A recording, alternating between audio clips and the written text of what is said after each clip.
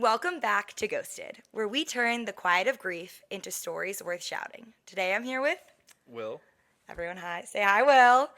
All right, Will, who ghosted you? both of my parents. Both of them. What were their Yes. names? Their names were Jonathan and Megan. Jonathan and Megan. When did each of them pass? So my dad passed away when I was 14 while my mom was in chemotherapy. And then my mom passed away about a year and a half later when I was 16. I know that math doesn't make perfect sense. My dad died about a week before my 15th birthday. So it was an interesting high school experience. Yeah, what an interesting time in your life, too. I guess with that, well, two questions. You said your mom was going through chemo, so was there some anticipatory grief to begin with? Yeah, that was a big theme when I think back to that time, which, 15 years later, for my dad at least, is a bit of a blur. But what I do remember is remembering that my mom was going to die. I mean, she had stage four breast cancer, so it Mm-hmm. was very terminal at that point in time.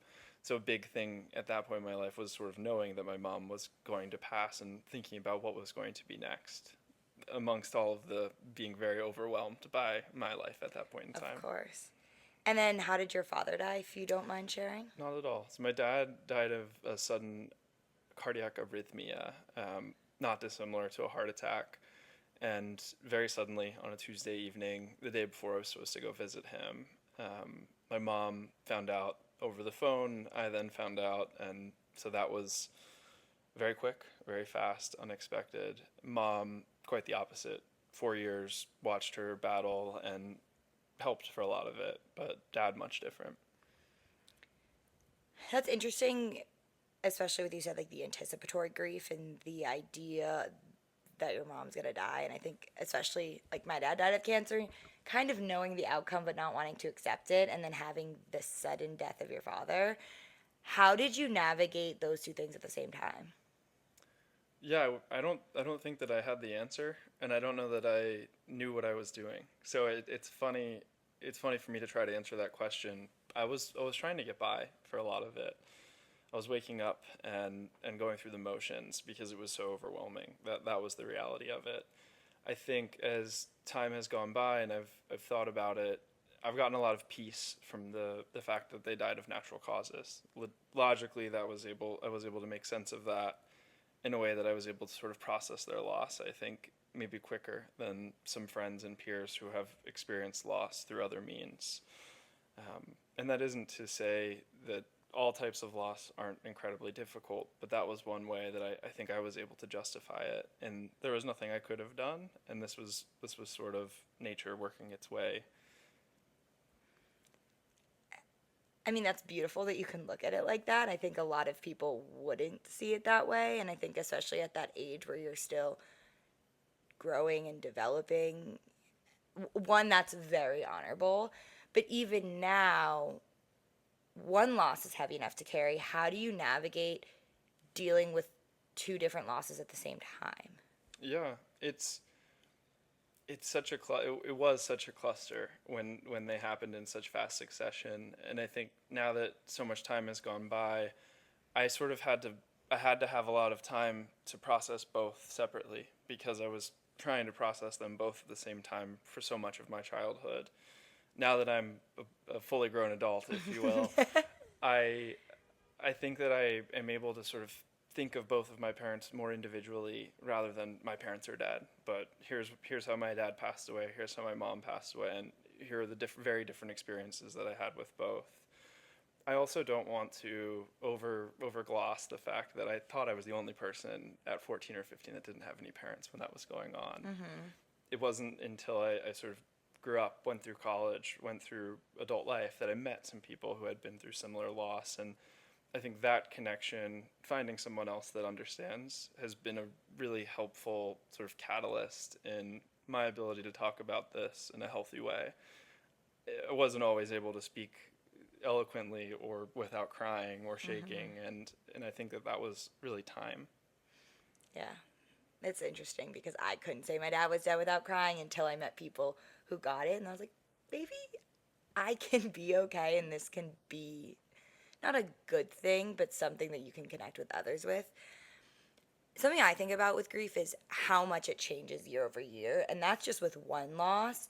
Do you find yourself learning different things about your own grief for yourself at the same time with both of your parents, or is it different for each loss? Because they are individual people. I don't want to lump them together as like one Right. distinct loss. I think I do. And I make this point to friends and family that at this stage in my grief journey, which is again over a decade, there's random Tuesdays where I'm really fucking upset.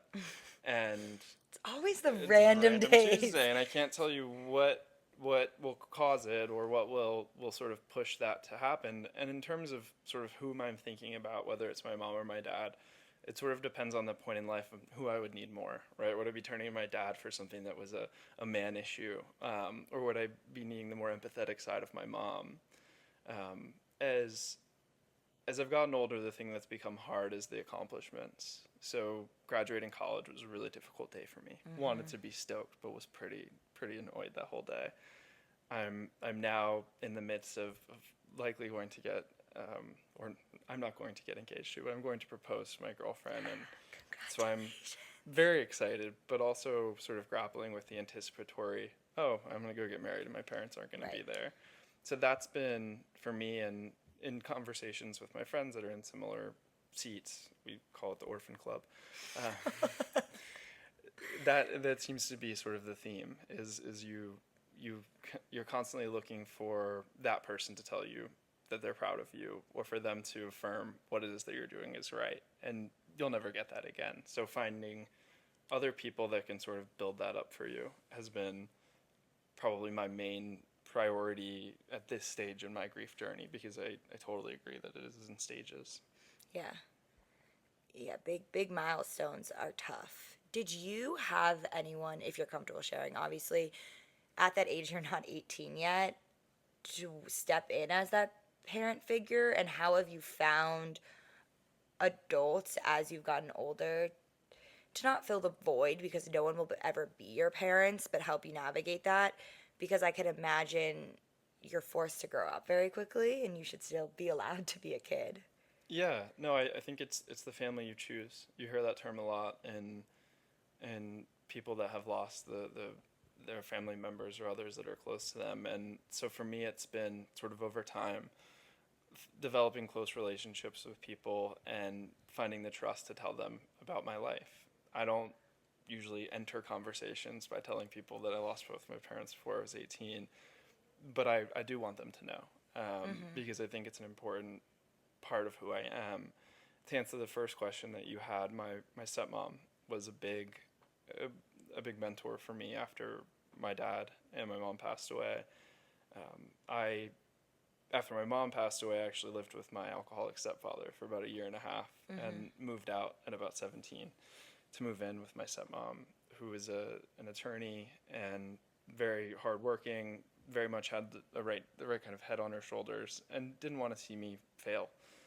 I didn't want to fail either, but my circumstances were tough, and she gave me a little bit of tough love. And I think a lot of people in my life were afraid to do that at that point in time, but she wasn't. And to this day, I remind her that I would not be sitting in New York City with a stable job and income and happy life if it weren't for her inputs. And so I think something I learned there was, even when we're going through these really hard times, I mean, as hard as you can think, I seldom, I find it very difficult to think of a more extreme scenario. Sure, they exist, Right. but sometimes you still need someone that's willing to challenge you and push you, even when most people think that you're not pushable. Yeah, I mean that's beautiful, and I guess selfishly, this question comes from a selfish place, but as someone who's lost my dad, my greatest anxiety is losing someone else that I love. And I think in general, anyone listening, whether or not they've lost someone, has that inevitable anxiety of someone they love dying. What advice would you give to someone knowing that you've had two of some of the greatest losses that someone could have, not easing that anxiety because it's not going to get easier, but how to navigate the inevitability that we're all going to face? Yeah, no, it's a great question, and I think it's one that's really relevant, because when I if I talk about what I've gone through in the loss of my parents, I often get, wow, that's my biggest fear, and it's funny, I'm not offended by that. It's my reality.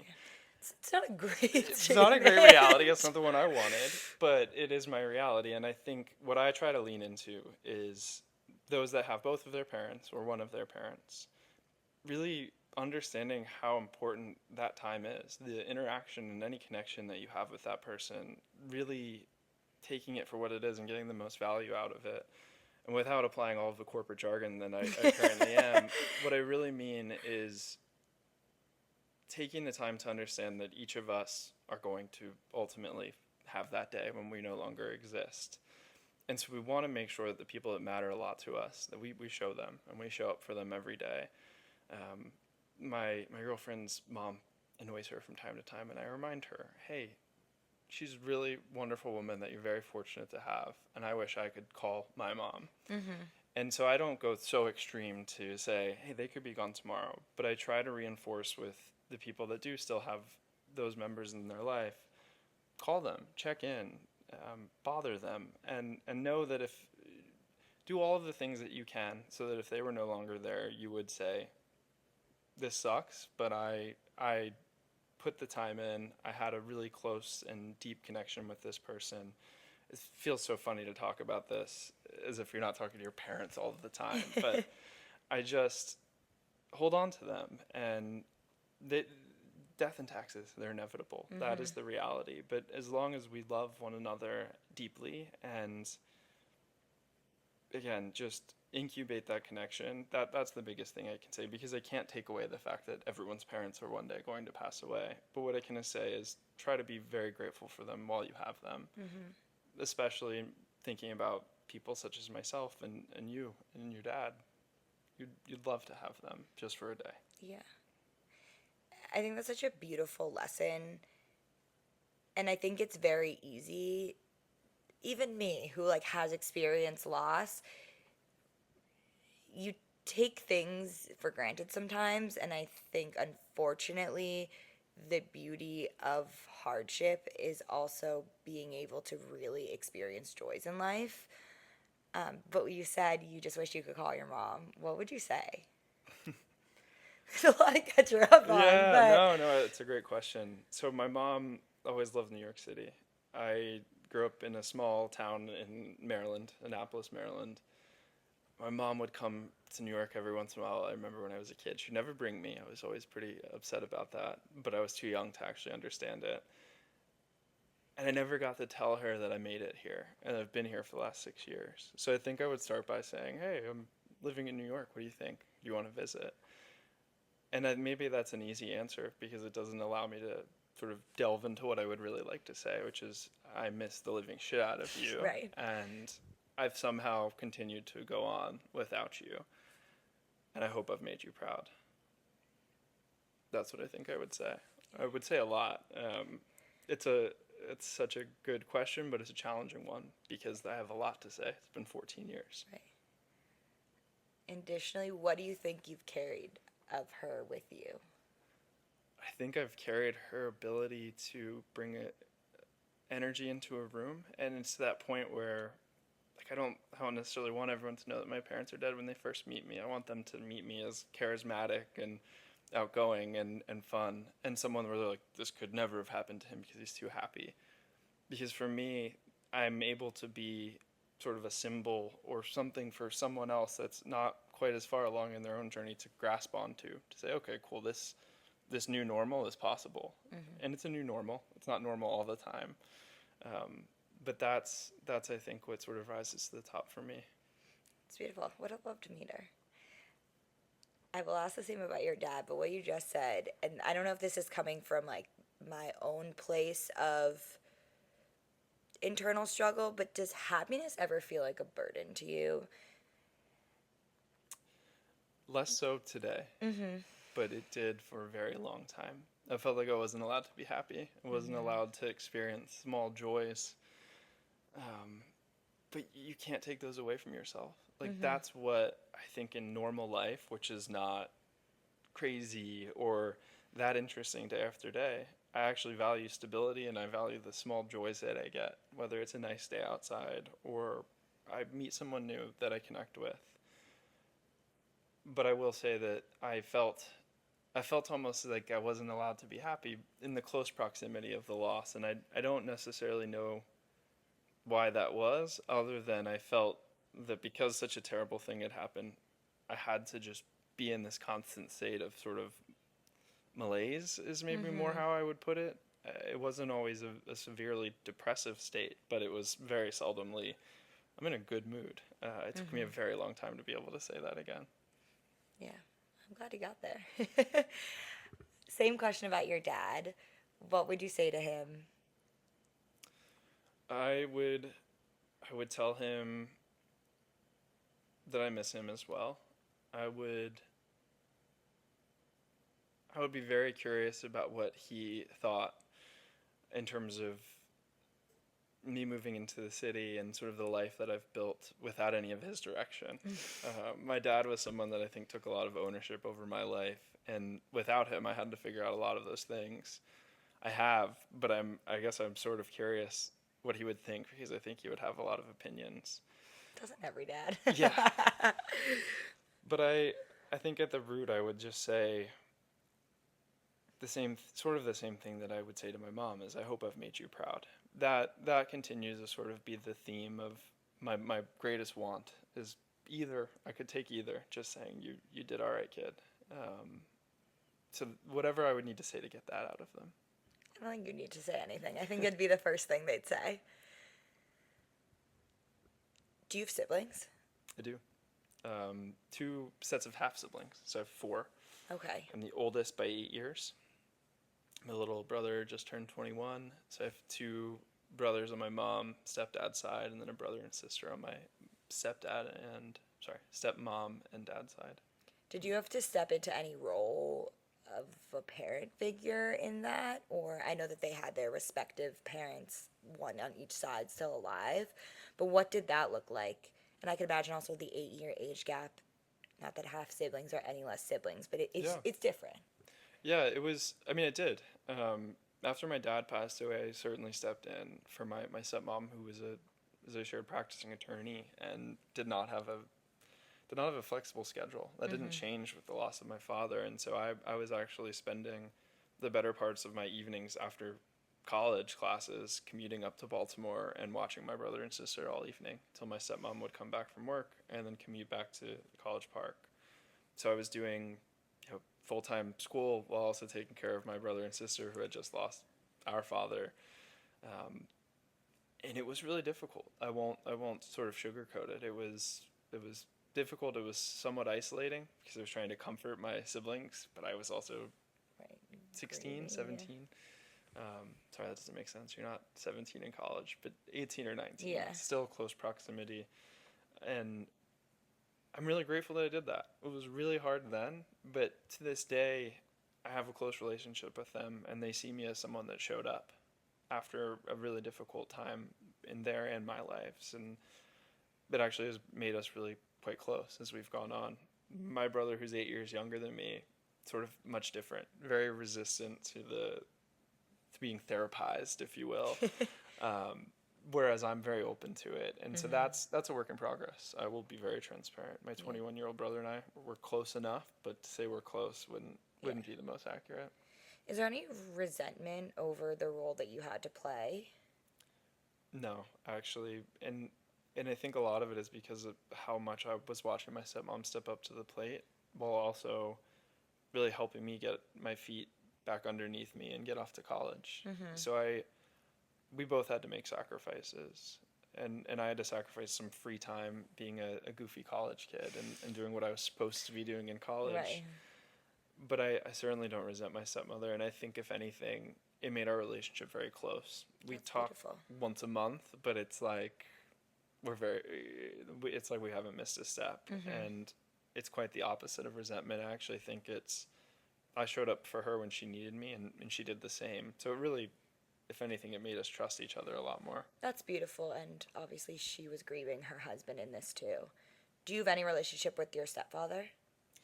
So, like, somewhat, as you can expect, that's a challenging one. It's one thing, I think, to have an issue with your drinking. It's another to have an issue with your drinking and an orphan child Yeah. in your care. And so with him, that was actually a really interesting exercise in needing to let go of a lot of anger. I didn't have anger or resentment towards my parents for dying.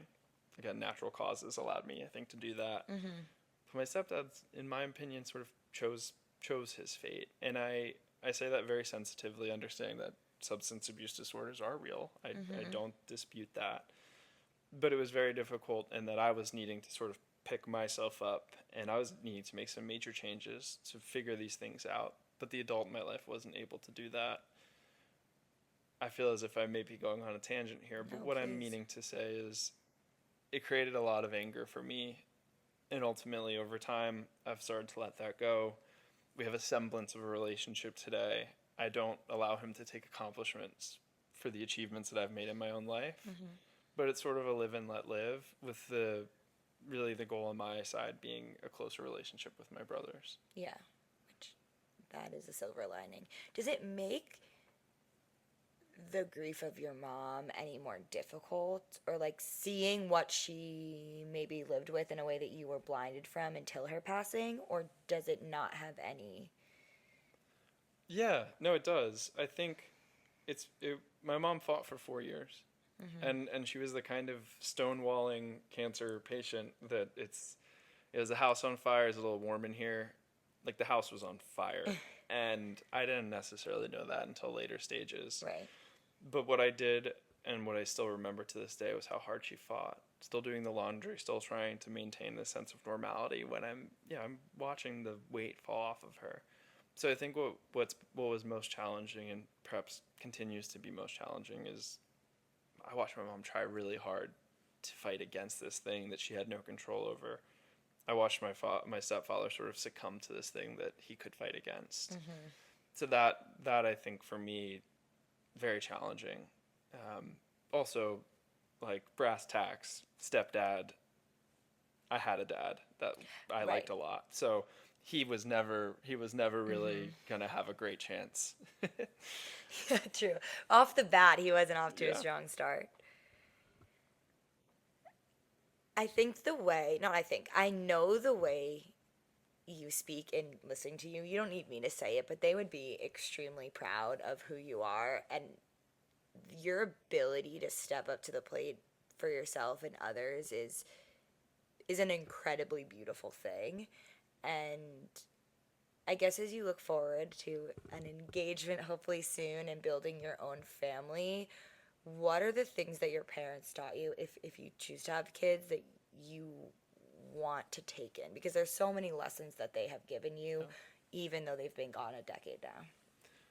I think some of the lessons that they've given me are the most valuable ones that I've ever received, and I often talk about that because it's tough not having parents, but I had really good parents for half of my life at this point. It'll be less than half soon, which is a crazy thought. But the things that I think that they taught me that I've taken forever and I still use are really around human connection, making eye contact, shaking hands, using your manners, being polite and saying nice things and not saying things when they're not nice. Right, little things like that. And I think a lot of that came from my mom, who was pretty buttoned up and always told me to dress for the job you want, not the one that you have. So I remember wearing a suit to my first internship and getting laughed at. It kind of worked out, but Yeah. it's those things. It's the shake people's hands, connect with them, and value human interaction. And I think those tools, I had no idea how valuable they were going to be until I was having to use them to navigate this new life of mine. That's what's allowed me to find this chosen family. A lot of the things that we've covered today, it's all just come from being present and showing up. It helps that we grew up in a time where we didn't have social media. We weren't glued to our phones constantly. But I think that's what's allowed me to be willing to connect with people older than me, twice my age, younger than me, and my age, sort of full spectrum. I think that's beautiful. I usually end all the interviews with what's the loudest lesson they left behind. think you kind of answered it, but if you have, Yeah, the loudest lesson that they left behind, I think it would be to love fully, to to bother the people that you love about, and I say bother very positively, like yeah. check in on them, and to answer the phone when they call, um, because you don't know, and I don't say that in an overly negative, looming way, but just that life is precious, Hmm. and we shouldn't take it for granted. I would have liked to meet them. They seem pretty cool. One day. One day, exactly. Well, this was anything else you want to share? No, I would say thank you for the Oh opportunity. my God, I It's loved learning about them. it's been really cool talking about this, and I hope that this creates a platform for others to do the same. That's why I wanted to do it. So thank you for the No, opportunity. I'm so happy you did. And truly, I think watching this, unfortunately, people can be like, oh my God, he lost both of his parents before 18. How tragic. But seeing you and listening to you speak so eloquently in the life that you've built and the way that you can have such a positive outlook should give people hope. And to your point, remind them love the people in your life. Tell them you love them. Show people you care. They're all doing it for the first time too, and we only have one life. Yeah, we're all doing this for the first time. I like that. That's been something I've been hanging on to when I feel like I'm doing things incorrectly. But thank you again for the Oh my God, opportunity, of and course. I loved this so it's much. been fun. Can I give you a Of hug? course. Thank you so much.